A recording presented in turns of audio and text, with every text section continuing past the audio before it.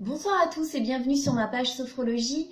Je suis ravie de vous accueillir dès ce lundi pour vous parler de méditation de pleine conscience. Aujourd'hui, en ce début d'année, vous avez pris peut-être cette bonne résolution de ralentir un petit peu dans votre quotidien.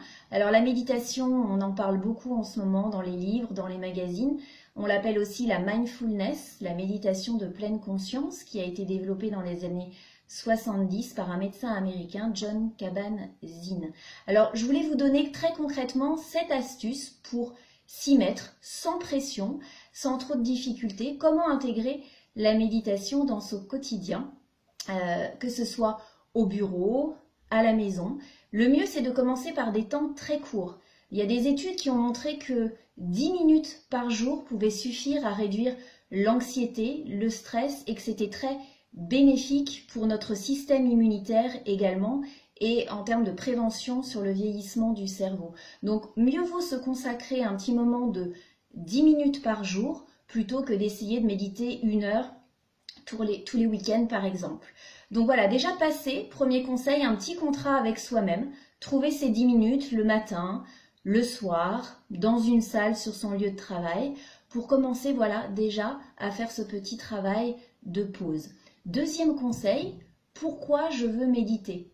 Si c'est parce que c'est à la mode ou parce que votre sœur ou la voisine vous a dit que c'était génial, c'est peut-être pas la meilleure raison, c'est comme pour tout, se demander pourquoi je veux méditer. Ça peut être un détail comme ça qui vous dit que vous êtes trop stressé dans votre quotidien, etc.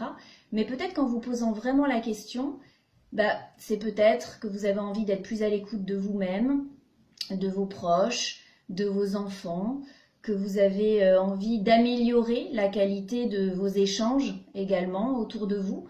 Donc ça vaut le coup de se poser tranquillement cette question, pourquoi fondamentalement je veux me mettre à la méditation? Troisième conseil très simple, qui est valable pour tout apprentissage, ne surtout pas se décourager. Pourquoi? Parce que la méditation, c'est pas facile. On demande au mental de se débrancher et d'être là finalement dans ne rien faire. Donc ne rien faire, c'est pas si facile vu la vitesse à laquelle va notre société. Donc finalement, c'est normal d'avoir un esprit agité, c'est normal de ressentir des inconforts physiques une fois qu'on est posé tranquillement sur une chaise ou assis par terre, sur un tapis, sur un zafou, etc. Donc avec ces petits temps courts de pratique, on va plutôt être là, finalement être amusé, bienveillant, se dire oh là ça cavale, là j'y arrive pas, etc. Parce que là vous êtes déjà en fait dans la pratique de la méditation. Alors comment faire très concrètement pour justement accrocher ce mental qui se balade un petit peu partout? Une fois que vous êtes assis, allongé ou assis sur une chaise par exemple, vous allez vous servir de votre respiration pour fixer votre attention. C'est-à-dire qu'à chaque fois que vous allez inspirer, vous suivez le trajet de votre inspiration, vous êtes attentif à ce petit temps suspendu et à nouveau, vous suivez l'expiration. Et pendant tout ce temps, vous allez vous concentrer, rester attentif à l'inspire et à l'expire dans le moment présent.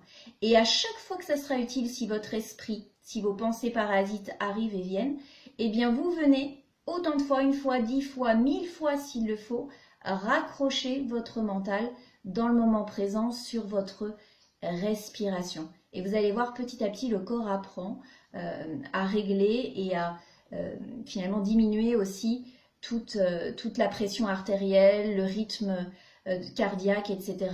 Et vous allez rentrer en fait dans cette cadence d'inspire et d'expire respiratoire. On peut également prendre conscience des parties de son corps, ses pieds, ses jambes, en fonction de si on est assis ou allongé, dans le moment présent. Donc conscience de la respiration et conscience après des différentes parties du corps.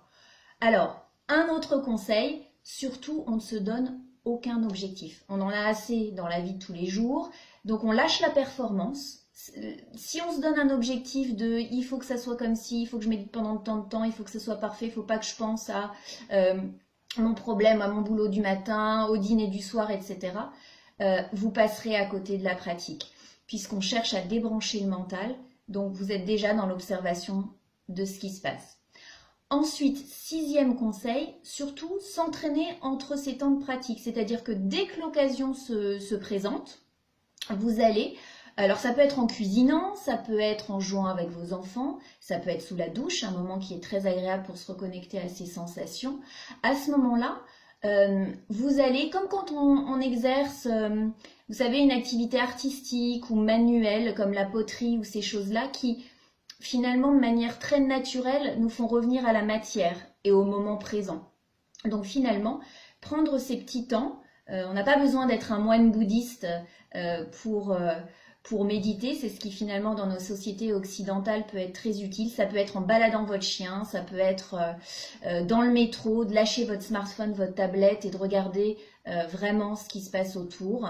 Ce sont des exercices qui déjà sont très salvateurs et nous permettent de reprendre de l'énergie.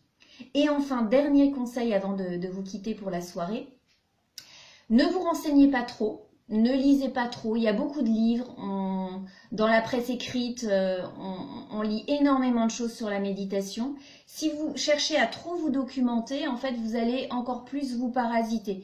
Moi, je vous conseille de plonger directement dans l'expérience et vraiment de vivre la pratique. Voilà, bah écoutez, j'espère que tous ces conseils vous sont et vous seront utiles. En tout cas, moi, je les pratique régulièrement personnellement et puis au cabinet également de sophrologie où ma pratique s'inscrit dans cette pratique de méditation, de prendre le temps d'être réellement là, ici et maintenant. Voilà, donc c'est une pratique que j'ai l'habitude avec mes patients au 18 rue d'Armaillé dans le 17e d'initier et de suivre également en individuel et en petits groupes. Je vous souhaite une très belle soirée, une très belle semaine et je vous dis à très bientôt. Je vais prendre l'habitude de vous parler directement comme ça et de vous donner plein de conseils, que ce soit en nutrition, en santé, en sophrologie, pour essayer de mettre un peu de douceur et de ressources dans nos vies si mouvementées. Je vous souhaite une très belle soirée et merci beaucoup de votre suivi. Vous êtes près de 4000 sur la page sophrologie et c'est un bonheur chaque jour de pouvoir essayer de transmettre et d'apprendre surtout beaucoup avec vous. Bonsoir.